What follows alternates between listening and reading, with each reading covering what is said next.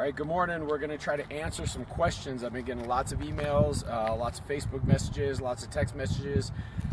First time that we're ever going to be doing our Bank Track Nationals under the dome. So let's try to answer some of these questions right now. We have our practice this morning, so people are going to start rolling in here in a few minutes. And they've got some cool cycling stuff. I guess it's some Velodrome week or something like that. So they've got a lot of cyclists plan on coming through today. So hopefully you'll see a little bit of that on the video while we do this. First of all, this is the regular driveway that you guys have walked up for many years. So there's no changes here. All right, come on up. We're going to go through all the reference points that you guys are used to seeing when you come into the Velodrome. First of all, we still have the tower. All of that is in the same place, but make a note, it is absolutely not inside the dome. The tower and the stands, we'll walk through and we'll look at the stands also so that you can see what's in the dome and what is not in the dome.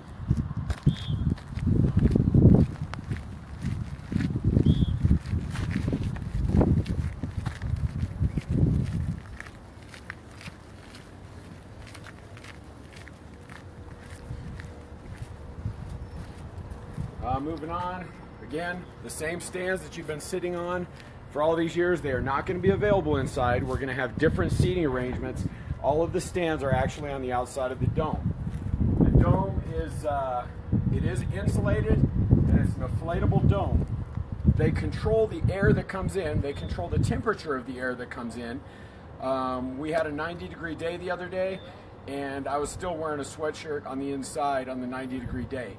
So some of the crazy rumors that I've been seeing, people making Facebook posts that it's going to be a greenhouse and 300 degrees in there, the answer is no, that's not going to happen. We'll move through here, we'll go down by the airlock so you can see how the airlock works.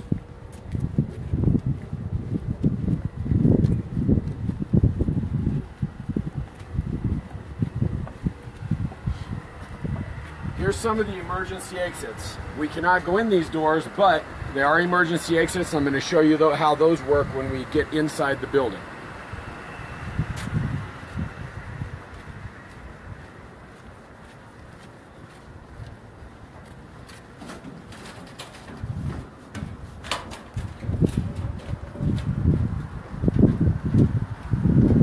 We have another emergency exit. Those are the two of them that are on the west side of the building.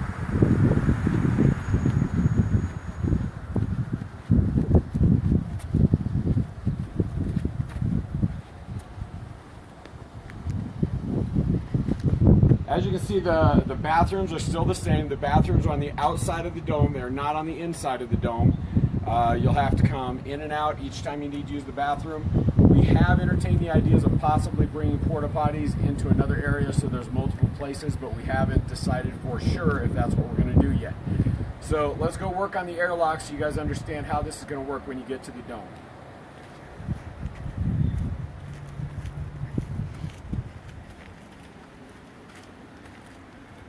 Okay, now as we mentioned, this is an inflatable dome. There's pressure being blown into the dome the entire time. That's what keeps the dome up.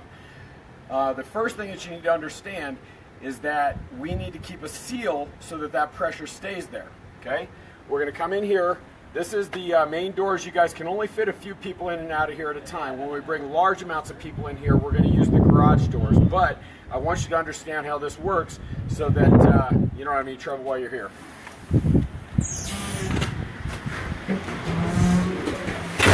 Okay, now as you can see, this is a pretty small space. You can usually fit about 4, maybe 5 skaters in here with their bags, okay? But you must close this door before you open this door. That keeps the seal so that we don't lose any of the pressure from the dome.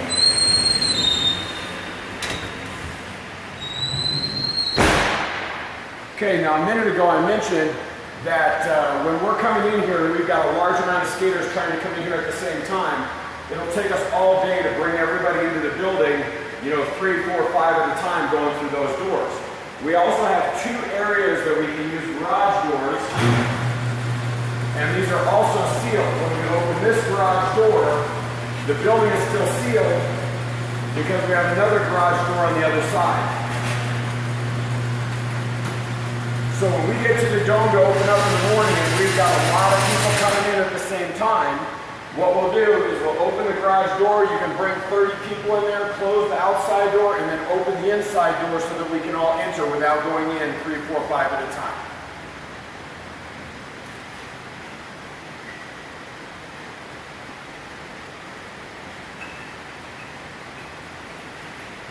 I'll close that in a minute. Now, this is the tunnel that you guys are used to. You guys have all been going through this tunnel for many, many years. We'll stop there for a second because the athletes have always gone through the tunnel. The spectators and so forth have always sat up in the stands that are not available anymore. So, it is true that everybody must go in and out through the tunnel now. However, when we have situations where some people need some extra assistance or handicapped entrance, we do have a way to get them in through the airlocks on the side. Gets a little breezy, which we'll demonstrate in a minute, but if you have somebody that can't do the stairs, just let us know and we'll make sure that they can get in and out of here safely. Come on down.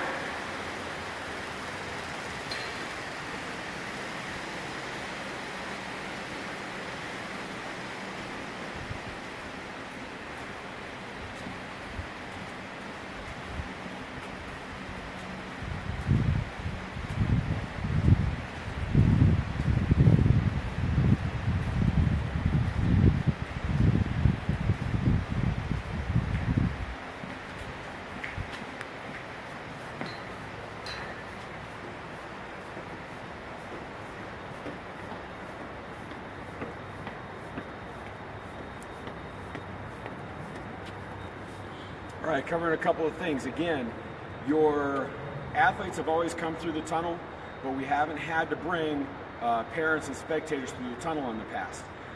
We have had to bring parents and spectators through the tunnel during our race in January, and it's worked out pretty smooth, but everybody needs to be aware that if we have to bring everybody through the tunnel and the inside of the track has got to stay clear except for officials and the athletes, then that means everybody also has to cross the track to get into the spectators area.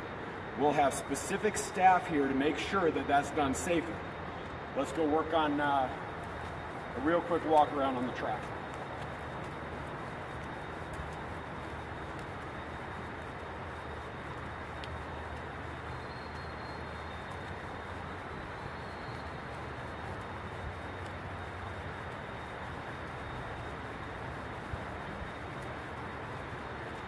So what we're going to do is we're going to have a staff member that's going to be here virtually the entire time we're here for the championships. That staff member is going to be in charge of making sure that the cross on and off the track is done in a safe manner.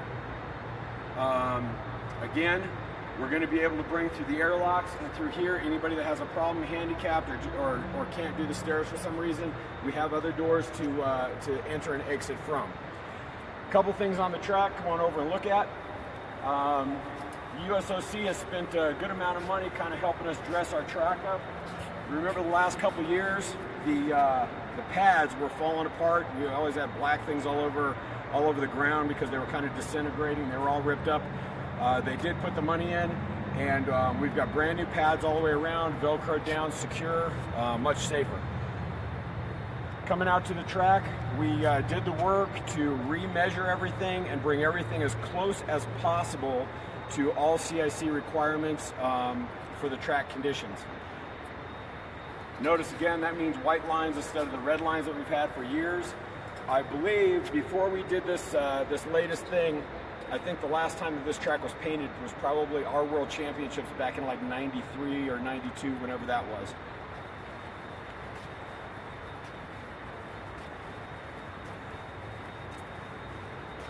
No more duct tape at the starting line. We actually have the lines painted. All of the boxes are accurate.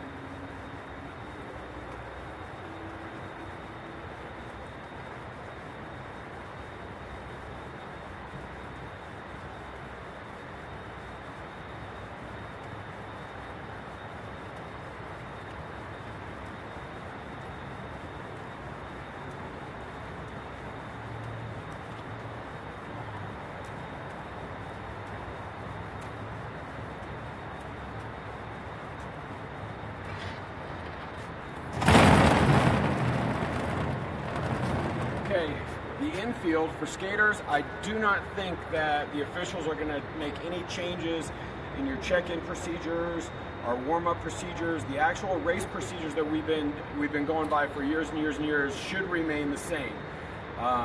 Again, because all the spectators and everything is going to be set up on the outside. The infield is going to be reserved specifically for the officials and the contestants and the medical staff.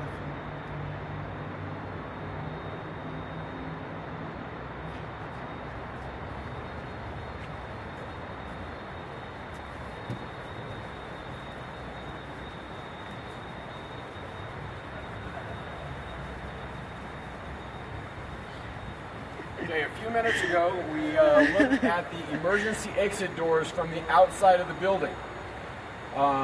If we have people that need to enter or exit through here because they cannot do the stairs, there's one thing that you must be aware of going through these doors. As soon as you open this door, you're letting the pressure go. So you do get quite a breeze, quite a wind when you're using those doors, okay?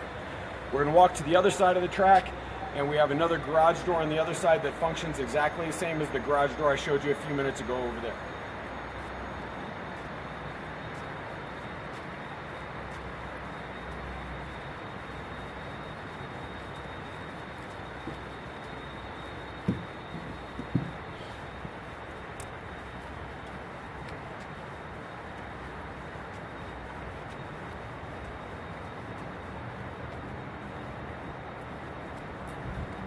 Got another freshly painted line here. That's your start-finish line. That's your main finish line for every event that you'll skate. All remeasured, everything's done exactly to CIC specs.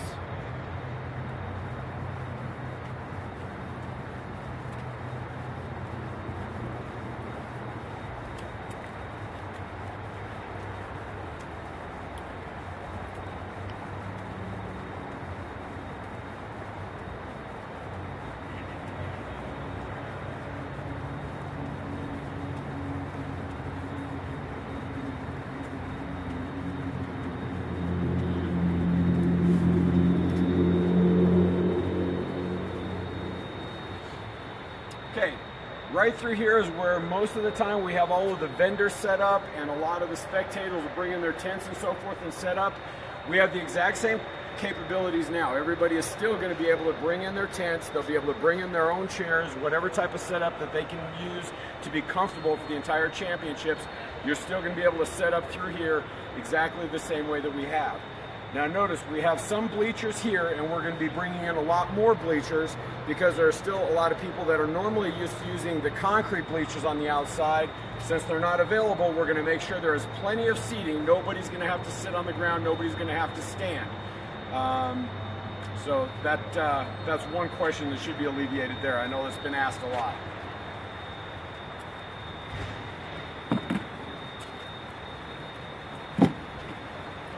Okay, now we're on the east side of the building. On the east side of the building, we've got two more exit doors, exactly the way that they are on the other side. And we also have this garage door here.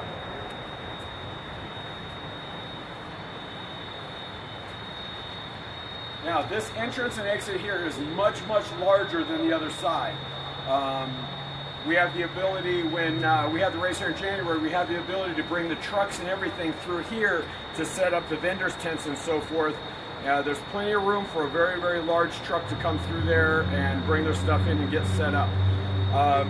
Before and after competitions, we can also take people in and out of this garage door and then walk around to the parking lots on the other side. This garage door functions just like the other one.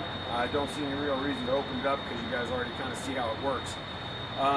So that's the quick 1, 2, 3. If you have any other comments, any other questions above and beyond what I've already said, please hit me up on that. You can Facebook me, text message me, or email me. Thank you very much.